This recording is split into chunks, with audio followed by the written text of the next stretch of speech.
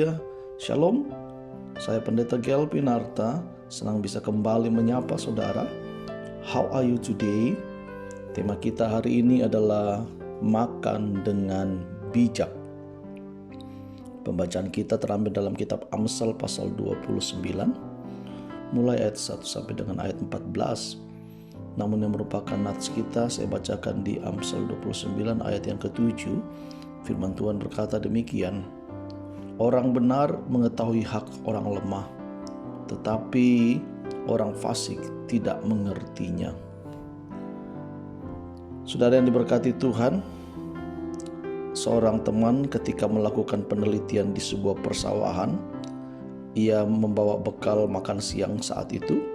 Kebetulan pada waktu itu dia bertemu dengan seorang buruh tani, dan kemudian dia mengajak berbagi bekal makan siangnya. Namun dengan alasan belum lapar, petani itu atau seorang ibu itu menggantungkan kantung nasi bagiannya di tiang dangkal. Tak berselang berapa lama, kedua anaknya datang, saudaraku. Melihat makanan itu, mereka berebutan menyantapnya. Nah, rupanya ibu mereka sengaja meninggalkan nasi bagiannya untuk kedua anaknya. Dari cerita mereka, seorang teman tersebut kemudian tahu pada masa paceklik mereka hanya makan bubur sekali sehari pada malam hari. Saudara yang dikasihi oleh Tuhan, sehubungan dengan cerita di atas, sebuah LSM Australia yang bernama Foodwise merilis data yang mencengangkan, saudara, tentang kebiasaan membuang sisa makanan yang sebenarnya masih sangat layak dimakan. Nah, LSM itu menyebutkan bahwa warga Australia membuang makanan senilai 8 miliar dolar Amerika atau kira-kira setara dengan 8 triliun setiap tahunnya. Wow, satu jumlah yang cukup besar, saudara ya.